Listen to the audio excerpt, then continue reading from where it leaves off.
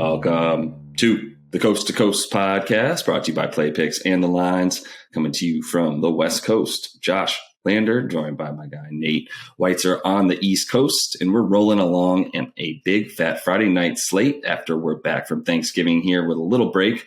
We've got a couple videos up for you today. Make sure to like and subscribe to that page. We are going through a fun game tonight. I believe the Bucks taking on the Nuggets in Denver. As always, though, if you do still need a FanDuel or DraftKings account, head to fdpicks.com or dkpicks.com and find those listings in your area, such as what we've got for tonight. Nate, let's get into it.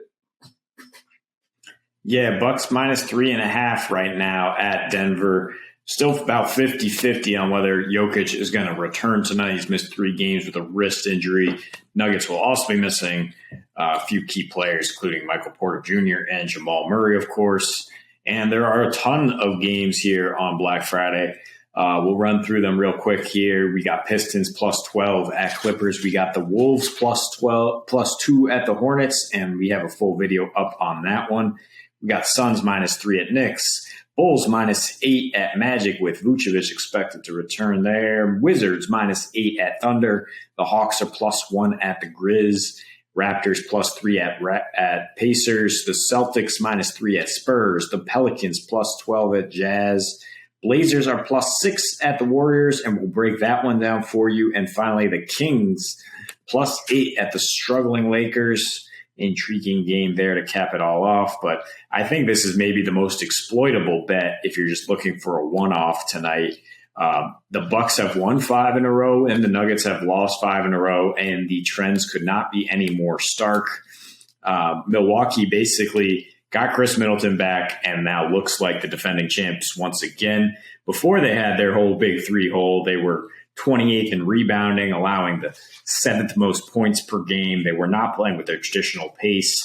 Now in their last 5, which includes wins of 21 and 31 points, they're number 1 in rebounding. They're number 1 in defensive rating, number 4 in net rating, 2nd in points allowed, 2nd in pace, which is usually a great indicator of how Giannis and company are doing, and denying 3-pointers. So, I mean, there's obviously, you feel really easy betting this one if Jokic is out. That's why, I mean, before we have the news, I think you can just grab it with some value. But I think if we get Jokic in and the line even creeps down closer to a pick'em, that you're getting more value on the Bucks, because Jokic is not necessarily going to change the entire fortunes of this team on his own.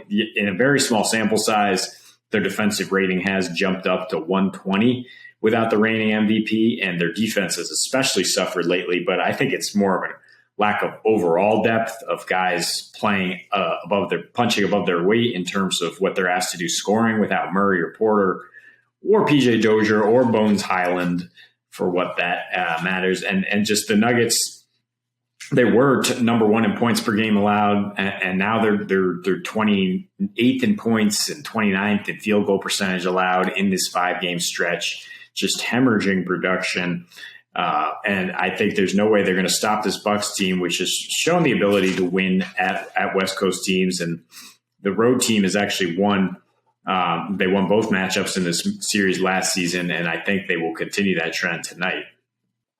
Yeah, it was interesting to see that last year both teams not only won on the road against each other, they actually won big by double-digit score in both games there. But it's mostly tonight for me. I do like the total because of eyeing the total a bit over, honestly, because of what I know that Milwaukee is going to be able to do now, and because of the fact that even with Joker in right now, a couple of important losses on the defensive end, including PJ Dozier now probably out for the season with that ACL that it looks like he's torn. So, that's another nice sort of long defensive wing that they had that they no longer have, which was really the sort of the basis of how they are on defense, is the ability to switch everything outside of Jokic and then have him, standing down low, waiting for whoever's coming. I think he is expected to play tonight, but I still like the Bucks to be able to get their points. I think a little bit of what we saw from Denver at home and those incredible defensive stats through the first part of this season, I do think that was a little bit of a hoax. I was watching it going, I still don't fully understand how this is happening. The addition of Jeff Green can't possibly mean that this team is going to continue to give them 94 points a game at home. That was not sustainable. And it's something that they've sort of seemed to have lost as of late. That the most glaring statistic for them is that, they were winning with their defense and playing a slow, choppy pace. And then in their last 5, everything changed, going from as we mentioned, number 1 in points per game allowed, and at home, and then number 2 in defensive rating overall throughout the season, not letting, teams shoot a good percentage from 3, top 5 in that as well. And then everything just changed. Their pace has remained in the bottom 3 or 4 the whole time. But I don't think that matters against a Bucks team that's going to get it and go no matter where they are right now. The complete turnaround that we've seen from them as well, has been directly tied to who's back in the lineup for them, right? And the inclusion, and the reemergence of Chris Middleton and Drew Holiday on the team right now has also helped increase other guys' numbers, such as Bobby Portis, and such as Grayson Allen, and even Pat Connaughton. They're able to play a little bit more with the second unit, as they're supposed to, and play against the other team's second unit, specifically, Pat Connaughton, Grayson Allen coming in, being able to do that. And then you even see Chris Middleton getting those minutes as well, to get some of his legs back as he plays, into the second quarter and late in the third quarter without the other starters, and where he gets a good amount of points as they run the ball through him, with a pretty high usage rate at that point. So, I think there's just too much missing for Denver tonight, even if Joker plays as we expect him to. There's too much missing for them, and I don't think he's going to be able to insert his will into this game, the way he might against a team that isn't as good as these defending champs right now. Yeah, if Jokic plays, I think you feel better about the over despite Denver's struggles defensively without him.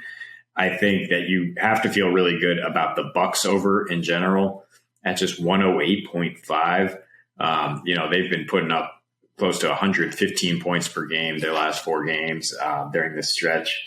And I think they can score at will, whether Joker's in there or out there. With the Nuggets, you saw kind of a trend where they beat up.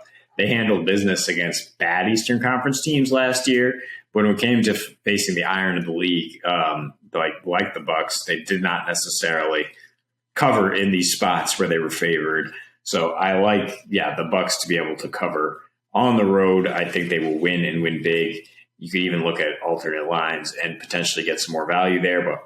Or you can go the other way and tease it, which I just looked at. The Bulls. Get the Bulls down to about -4 as they look to bounce back against a putrid Magic team, and get these Bucks at a pick'em line because they should pull out a 6th straight win. Yeah, no, that feels good. Yeah, I would go ahead and feel good about all of that. I'm not worried about the spread necessarily with them. I think another thing we like to eye here is potentially, I think the Bucks can score. I don't think the Nuggets can score on this Bucks team right now as well. So the under on the Denver team total there at about 102.5, 103.5. That actually has worked out even at home as of late. Since they had Jokic at home against the Blazers and were able to score 124 points there. Right, they failed to score, more than 103 since that time, and failing to score 100 twice there, including that really, really ugly 89-point showing that they lost to the Philadelphia 76ers at home, and that one was without Joker, but that one was with Joker. Excuse me, yeah, that was with Joker. So, which is why another reason that I'm not too scared of that under, or especially that team total, even if he does play tonight, probably a little bit hobbled as well. So, at any rate, Nate, that is all the time we have for today. We'll continue to roll on with this big NBA slate. And until we see you next, happy betting.